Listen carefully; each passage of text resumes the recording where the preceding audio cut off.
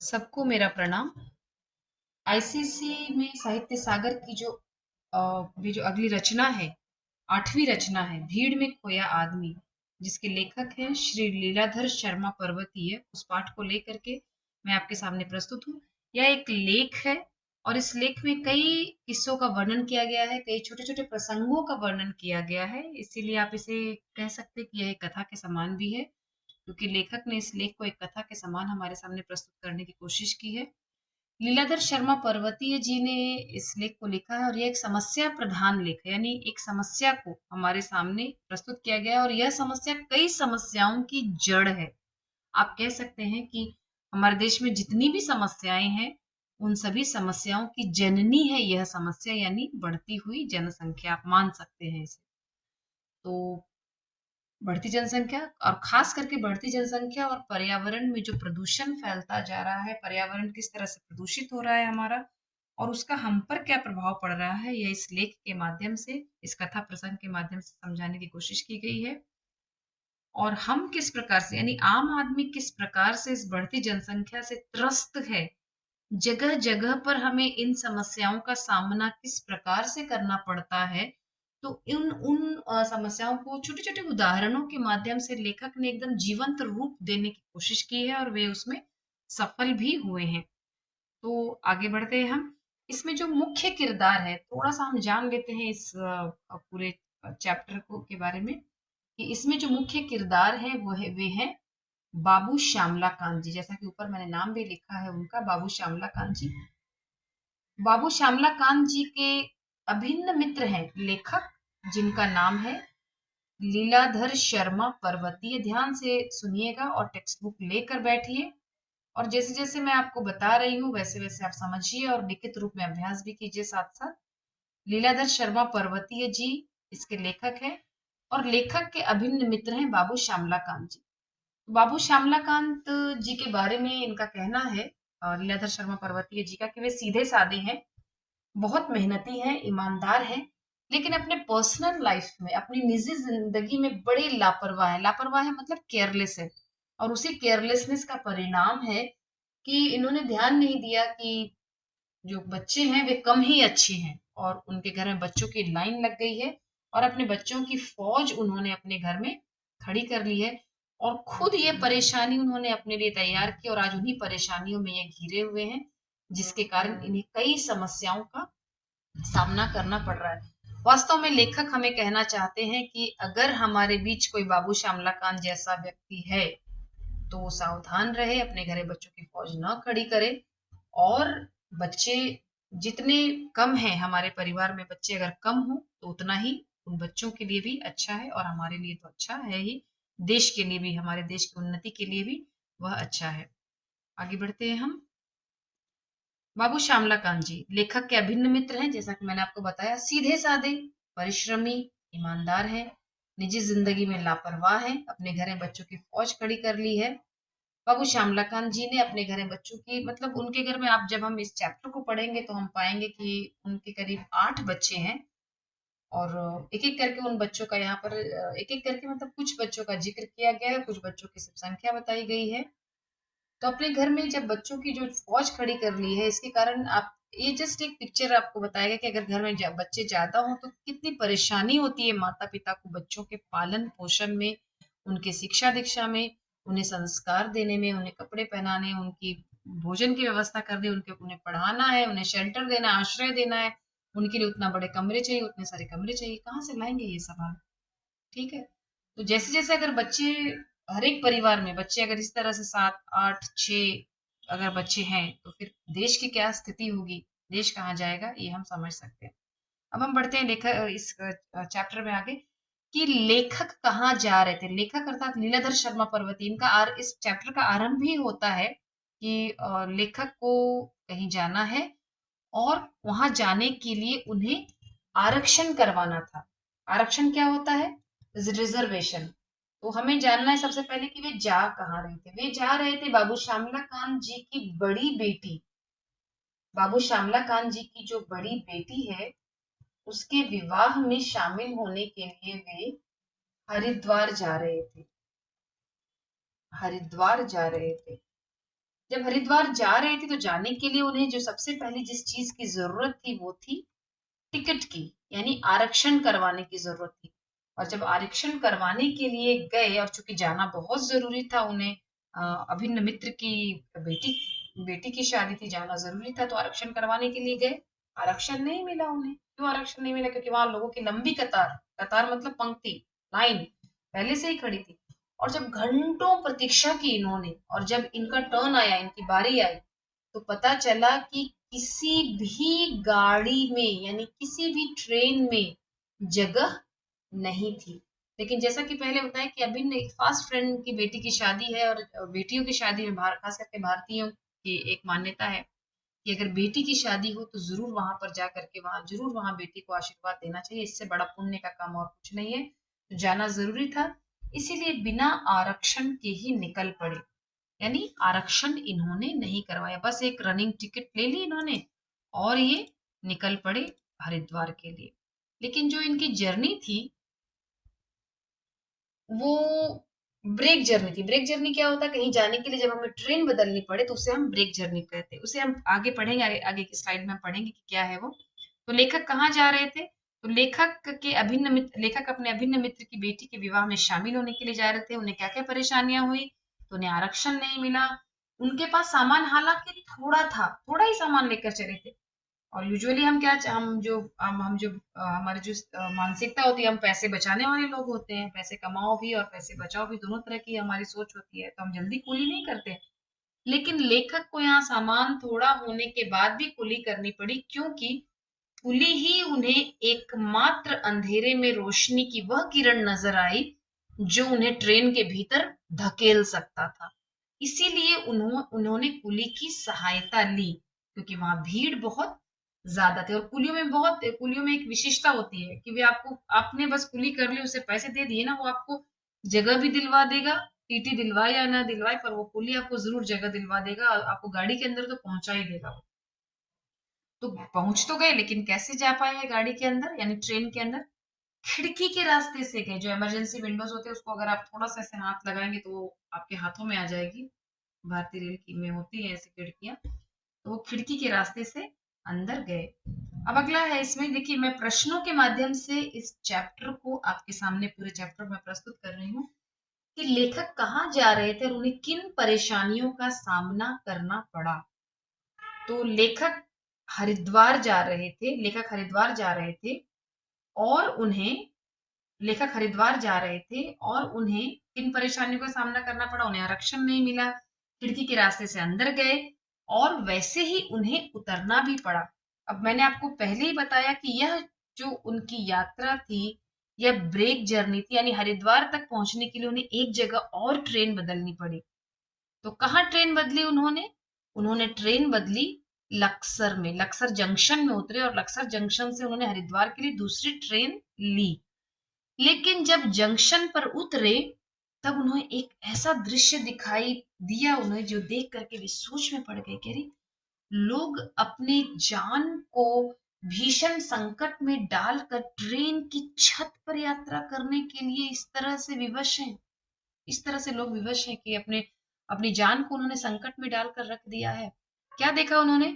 उन्होंने देखा कि ट्रेन की जो पूरी छत थी वह यात्रियों से पटी पड़ी थी। पटी पड़ी होना मतलब, ये देख रहे हैं आप, भरी पड़ी होना मतलब उससे लद जाना।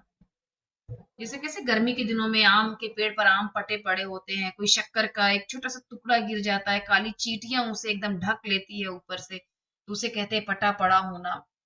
तो वैसे ही ट्रेन की जो छत थी, कहाँ पर ट्रेन की छत तो यात्रियों से पटी पड़ी थी? तो लक्सर में। लेखक लक्सर में क्यों उतरे थे? लेखक लक्सर में इसलिए उतरे थे क्योंकि वहां से उन्हें कनेक्टिंग ट्रेन लेनी थी हरिद्वार के लिए। ठीक है, यहाँ तक आपको आसानी से समझ में आ गई होगी तो उन्हें किन किन समस्याओं का सामना करना पड़ा, ये सब हमने यहाँ पर पढ़ा। अब इसके बाद भी पहुंचे हरिद्वार। हरिद्वार किसके यहाँ गए थे? अपने मित्र बाबू श्यामलाकांत जी के यहाँ गए थे। क्यों गए थे बाबू श्यामलाकांत जी के यहाँ? क्योंकि उनकी बड़ी पुत्री बाबू श्यामलाकांत जी की जो सबसे बड़ी बेटी थी, उसका विवाह था, और उसके विवाह में शामिल होने के लिए ये यहाँ पर आए थे। तो जब यहाँ पर आए तो बाबू श्यामलाकांत जी का जो बड़ा बेटा था वह उन्हें लेने आया। प्रश्न भी मैंने वैसा ही बनाया यहाँ पर। हरिद्वार में उन्हें कौन लेने आया और उससे क्या क्या बातें हुई? तो हरिद्वार में जो उन्हें लेने आया था वह था दीनानाथ। कौन था दीनानाथ? दीनानाथ बाबू श्यामला कांत जी का बड़ा बेटा था। और उससे क्या क्या बातें हुई? वो पढ़ा लिखा था, लेकिन पढ़ा लिखा होने के बाद भी वह बेरोजगार था। बेरोजगार क्या होता है? जिसके पास नौकरी ना हो, जिससे रोजगार न हो। तो लेखक ने उन्हें बताया कि अरे भाई, अब तो जगह जगह एम्प्लॉयमेंट एक्सचेंज खुल गए हैं, तुम जाओ एम्प्लॉयमेंट एक्सचेंज में अपना रजिस्ट्रेशन कराओ, अपना नामांकन कराओ, वहां पर अपना नाम लिखवाओ, तो तुम्हारी जो योग्यता होगी उसके अनुसार तुम्हें पैसे मिल जाएंगे, मतलब तुम्हें नौकरी मिलेगी तुम्हें। तो तुम एम्प्लॉयमेंट एक्सचेंज में जरूर नाम लिखवाओ, अपना नाम दर्ज करो, रजिस्टर कराओ अपना नाम। तो दीनानाथ ने जवाब दिया उन्हें। दीनानाथ ने क्या जवाब दिया उन्हें? दीनानाथ ने बताया कि चाचा जी, मैं वहां पर भी गया था, लेकिन जो वहां पर जो अधिकारी था, जो अफसर था, उसने कहा कि तुम्हारा नाम मैं रजिस्टर रजिस्टर तो कर ले रहा हूं, मैं तुम्हारा नाम पंजीकृत तो कर ले रहा हूँ, रजिस्टर तो कर ले रहा हूँ, लेकिन नौकरी की आस मत रखना। क्यों नौकरी की आस मत रखना? सोचिए जरा, नौकरी की आस मत रखना। जो अधिकारी जिस नौकरी को देने के लिए जिस जगह पर बैठा हुआ है, वही कह रहा है कि नौकरी की आस मत रखना। कैसी उल्टी गंगा बहा रखी है। तब फिर उसने अधिकारी ने बताया कि तुम्हारी जो एलिजिबिलिटी है, तुम्हारी जो योग्यता है, उस योग्यता के हजारों लोग पहले से ही इस कार्यालय में अपना नाम दर्ज करा चुके हैं। तो रोजगार जो कार्यालय है, उस कार्यालय में पहले से ही लोगों ने, देखिए यहाँ पर एक प्रतीकात्मक रूप में मैंने आपके सामने प्रस्तुत किया कि कैसे लोगों की लंबी लाइन यहाँ पर लगी है अपना नाम रजिस्टर कराने के लिए। तो ये भी एक बढ़ती जनसंख्या का एक बहुत बड़ा दुष्परिणाम, इसे दुष्परिणाम ही हम कहते हैं, इफेक्ट कहते हैं। उसके बाद ये हमने पढ़ी दूसरी समस्या के बारे में, बढ़ती जनसंख्या की दूसरी समस्या। पहली समस्या हमने पढ़ी आरक्षण नहीं मिला। आरक्षण के साथ साथ उन्होंने देखा कि ट्रेन में कितनी ज्यादा भीड़ थी, ट्रेन की छत में कितनी ज्यादा भीड़ थी। और उसके बाद उन्होंने आपने देखा कि जब दीनानाथ मिला उनसे, तो दीनानाथ ने अपनी समस्या किस तरह से उनके सामने प्रस्तुत की। ये सारी समस्याओं को आपने यहाँ पर देखा। अब इसके बाद जो अगली समस्या यहाँ पर, अगला जो प्रसंग है यहाँ पर, वो है जब वे वहां घर पर पहुंचे, तो जो मकान था, उस मकान में सामान की ठूसम ठास थी। कहाँ लिखा है ये बच्चों? पेज नंबर 52 में। आप जब लास्ट पैराग्राफ में देखेंगे, मैं पूरे पैराग्राफ की ही यहाँ पर चर्चा कर रही हूँ, तो उस पैराग्राफ को जब आप देखेंगे तो वहां पर लिखा है कि वहां पर सामान की ठूसम ठास थी। सामान की ठूसम ठास क्या होती है? सामान, जरूरत से ज्यादा सामान, मतलब जगह कम और सामान ज्यादा। सामान ज्यादा क्यों होगा? सामान ज्यादा इसलिए होगा क्योंकि बच्चों की संख्या ज्यादा है। बच्चों की संख्या ज्यादा होगी तो सामान की जरूरत ज्यादा होगी, कपड़े ज्यादा लगेंगे, पुस्तकें ज्यादा लगेंगी, जगह ज्यादा लगेंगी, तकिए, चादर, हर चीज ज्यादा लगेगी, राशन ज्यादा लगेगा। तो ये सब देख करके लेखक एकदम सफोकेट हो गए। दो कमरों का छोटा सा एकदम नैरो मकान था, वहां क्या लिखा है? संकीर्ण मकान था। और उसमें क्या था? उसमें थी सामान की ठूसम ठास।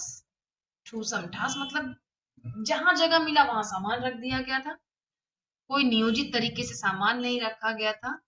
और थी वहां पर बच्चों की भीड़। अभी तक हमने श्यामला कांत जी के दो बच्चों के बारे में जाना, एक बड़ी बेटी जिसके विवाह में ये शामिल हुए हैं, और एक बड़ा बेटा है दीना, जो इन्हें लाने के लिए गया था। तो फिर इन्होंने बताया, बाबू श्यामला कांत जी ने बताया कि 2 साल पहले ही वे इस हरिद्वार शहर में आए थे और तभी से मकान की तलाश में भटक रहे हैं। मतलब मकान इतने कम हो गए हैं कि पैसे देने के बाद भी, किराया देने के बाद भी मकान नसीब नहीं है। और इनके जूते घिस गए हैं, मकान की तलाश में जूते घिस गए थे। और जब मकान नहीं मिला इन्हें, तब नाम के लिए, फॉर द नेम सेक, एक शेल्टर के लिए मानो इन्हें यही मकान मिला है। और फिर उन्होंने बताया कि जो शहर है वो पहले की तुलना में बहुत फैल चुका है। शहर फैल चुका है मतलब, शहर फैल चुका है, या फिर हम ये कह सकते हैं कि जो हम हैं, हमने क्या किया है? हमने जंगलों को काट दिया है।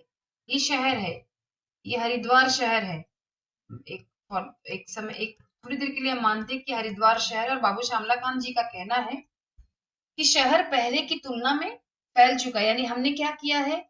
हमने इन जंगलों को हमने काट दिया, जंगलों को काटते गए, और यहाँ पर हमने शहर को और आगे आगे आगे हमने शहर को बसाना शुरू कर दिया हमने। तो ये जो हरिद्वार पहले जहां जंगल हुआ करते थे, जहां नदियां हुआ करती थी, वहां पर अब शहरीकरण, अर्बनाइजेशन होता जा रहा है। लेकिन उसके बाद भी, ठीक है, उसके बाद भी बाबू श्यामलाकांत जी कह रहे हैं कि शहर इतना फैल चुका है, इसके बाद भी सिर छिपाने को आम इंसान के पास जगह नहीं है।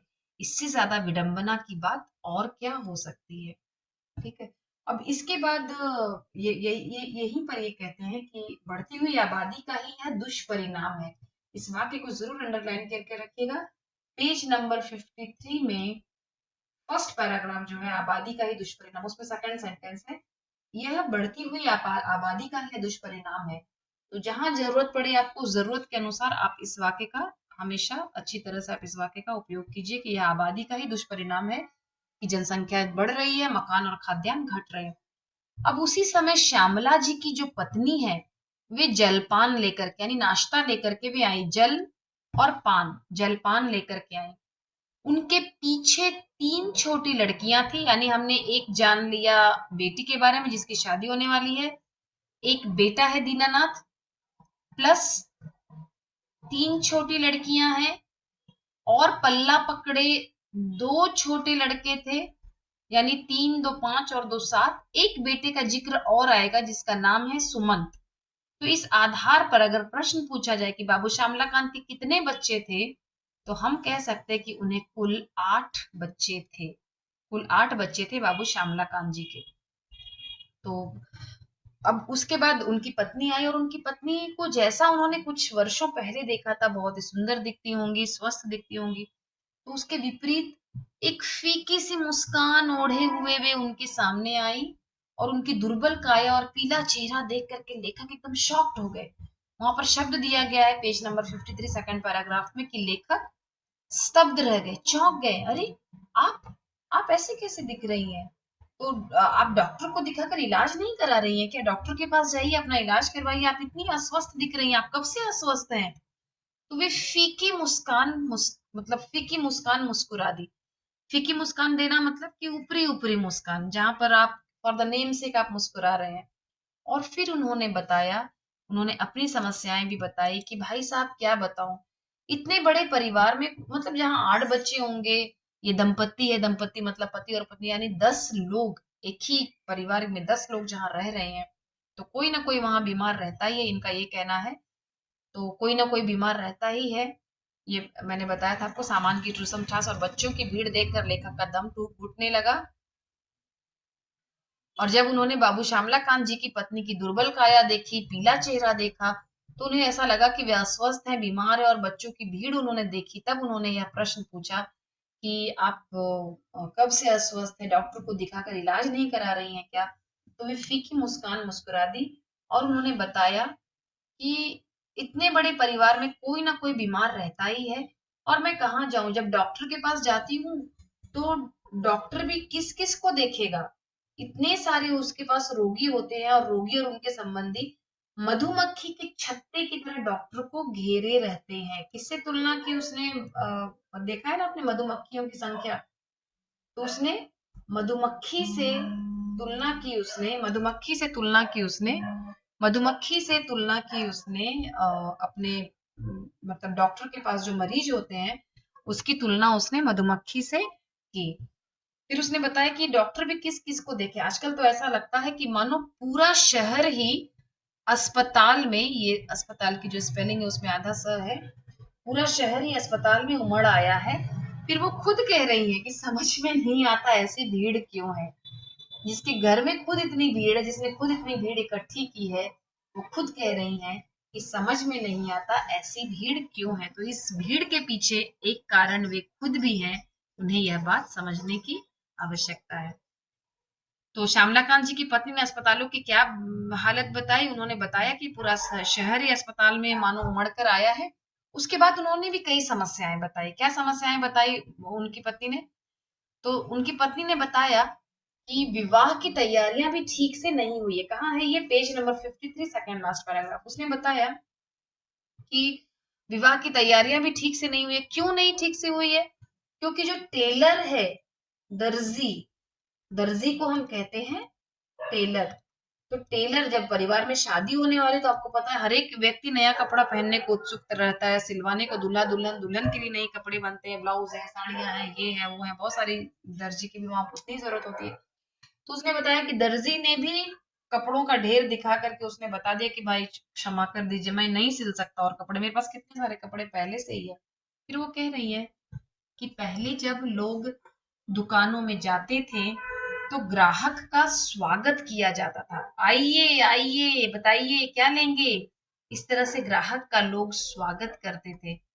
पर अब पैसे देने के बाद भी, समय और शक्ति खर्च करने के बाद भी हमारा काम सिद्ध नहीं हो पाता, हमारा काम पूरा नहीं हो पाता। तो यह भी एक समस्या बाबू श्यामलाकांत जी की पत्नी ने यहाँ पर उन्होंने यह बात भी बताई। तो बाबू श्यामलाकांत जी की पत्नी ने जो समस्याएं बताई हैं वो है डॉक्टर, अस्पताल के बारे में, अपनी अस्वस्थता के बारे में उन्होंने बात की, और उन्होंने बात की कि बढ़ती हुई जनसंख्या के कारण हमारा काम जो है वह सिद्ध नहीं हो पाता है।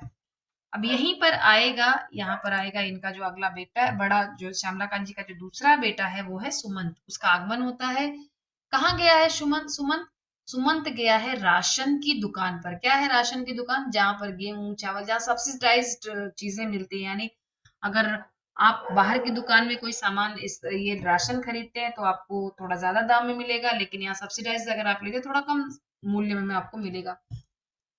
तो सुमंत वहीं गया है राशन की दुकान में, और जब वापस आया तो बहुत झुंझला रहा है। क्यों झुंझला रहा है सुमंत?